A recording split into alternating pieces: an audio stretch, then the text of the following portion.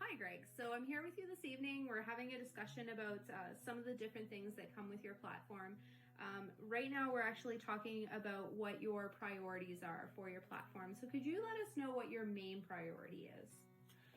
My main priority is to build an effective team with the elected council members immediately after the elections. An effective team is required so that we can carry out the wishes of the community, that we can solicit input, that we can set our priorities, that we can set a game plan in place that will be effective, that will achieve results for the people for the next 3 years. And during that, how are you going to deal with if there's any opposition within the team and things like that? How would you overcome that? My way of doing business is to strive for consensus, to find a way, and I believe that there is a way to find consensus at all times on how we move forward and how we do this. And we are all running for a position in the council for the betterment of Pikwakanagan. And what we need to do is to make sure that whatever plan we come up with is for the best interests of Pikwakanagan. And I have to believe that everybody has that paramount interest. And that being the case, I think that if we continue to work at it, that eventually we'll develop consensus and we will begin an effective work plan that would be for the best interests of Pikwakanagan going forward. And your idea is to implement this as soon as possible, or do you feel that this is going to take quite a bit of time to actually get the momentum to create? It will be my first order of business, my intention in any event. But of course, I will need to discuss that with the council, but I will be pushing and providing the kind of leadership that's required in order to implement this immediately. There's no sense going off trying to take care of business if we're going in all different directions. So the issue is that I will be calling meetings. I'll be seeking the cooperation of the council to sit down and to develop a plan that we can all agree to for the best interests of Pikwakanagan. Okay, excellent. Now, I understand that you were saying that there is 3 priorities that you're really looking at the very beginning to get going. So what would be number 2?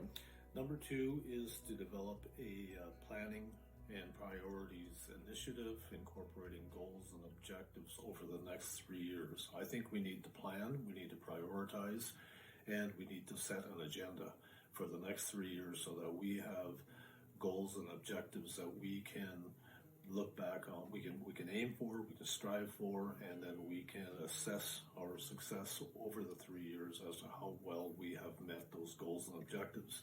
In setting those planning and priorities and those goals and objectives, we will need to incorporate the wants, the needs, the desires of not only the chief and council, individual council members, but also the managers in Pikwakanagan managing our programs and services, and of course the people of Pikwakanagan, the people, the community of Pikwakanagan at large, and as well as that we need to make sure that we pay attention to the Algonquin members who live off reserve and in the various communities outside of reserve, and those all points in between. They all have specific interests, they have specific wants and needs, and we need to incorporate those into the goals and objectives that we set for the next 3 years.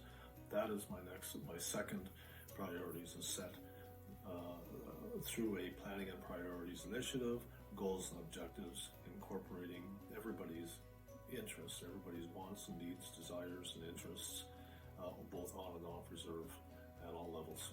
So bringing the community in together to create this is kind of where you're going with that. Now, in that type of aspect, and you're saying that you're going to reach out to these people, to your membership that's off reserve, how do you plan on doing that? Well, the issue is that the strength of Pikwakanagan is the people. We represent the people. The chief and council have to engage the people of Pikwakanagan, the membership of Pikwakanagan, wherever they live.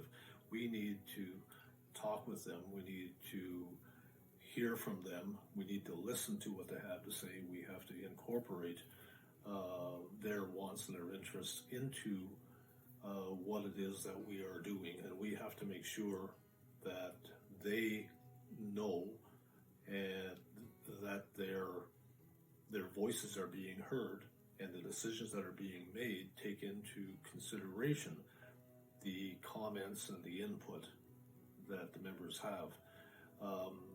There are huge shortfalls right now, from what I see at any event, in the communication aspect of things and the engagement of the membership of the Algonquin-Pikwakanagan. That is my third priority, is to make sure that we engage Algonquin members in our decision-making process, so that as we move forward, decisions that are being made incorporate their wants and desires, and that we, as a nation, are unified in the direction that we are taking on any given issues, smaller issues and larger issues that affect the entire nation and our future. So how do you plan on reaching out to those people, though? Are you going to travel monthly to their locations? Are you, because some of those people might not actually be able to access vehicles or things like that, or they might not be able to make it all the way to Pikwakanagan for meetings. So how are you going to address that? Well, that kind of goes back to my first priority, which is to develop a effective team out of the newly elected council. And my second priority to set goals and objectives through a planning and priorities initiative. That will all support then a plan to get out and to engage the Algonquin membership. And I'm hoping that with an effective council that we can agree on how we can do that. And my way of thinking right now is that we need to have dedicated staff to communicate, dedicated staff to facilitate meetings, dedicated staff to sort out what members are saying, what their concerns are, where we need to go in order to discuss issues with people, how we bring that feedback into the fold, and how we organize that feedback so that we can make our plans and our priorities, our goals and objectives to respond to the members' needs. I would like to go out to the various communities in person and speak at community meetings. If I need to, I will go to members' homes and speak to them directly if they feel strongly about various issues, and get their feedback and to bring that into the fold in the decision-making process.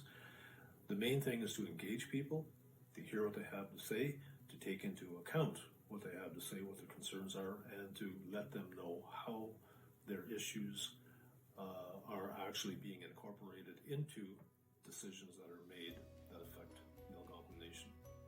Perfect, thank you. My last question is actually just looking in terms of there is some people that, for instance, they might be housebound, or they may be older and unable to actually attend the meetings and that. Would you be thinking that you would make special visits to them to be able to get their input? Because their input's really important. So would that be something that you would be looking at? Absolutely. The thing is that all Pikwakanagan members' concerns and issues and wants and needs are important. Everyone's, wherever they live, on reserve or off reserve. And it's my desire that we would hear their voices and we would incorporate their concerns and their input into any decision that is made that affects the Algonquin Nation. I would like to, if need be, like I said earlier, I would go to community meetings in various locales to discuss issues. And if that were not possible, if people were not able to make it out to those meetings, then I would certainly be okay with visiting people directly to have that one-on-one discussion so that they can actually then discuss it directly with me or with the council member or with our with dedicated staff to catalog and find out exactly what the issues are and how we can respond to those issues in the decision-making process that affects the Algonquin Nation. And all of this is in the best interest of Pikwakanagan and the members of Pikwakanagan going forward. And I understand that you have a little bit of kind of like a mantra that you go by. I've noticed it on a few of your pieces that you've published, and it seems to be together. Do you want to finish that for me? Yes, absolutely.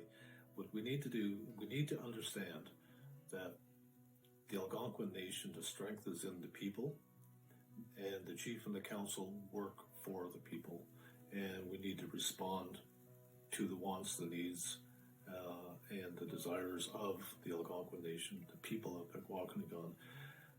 Alone, we are not very strong. Individually, we're not very strong. As they say, a single arrow is easily broken. A bundle of arrows, however, is much stronger and can't be broken so easily. Together, the Algonquin Nation, together we are Pikwakanagan strong. Excellent. Thank you so much for your time.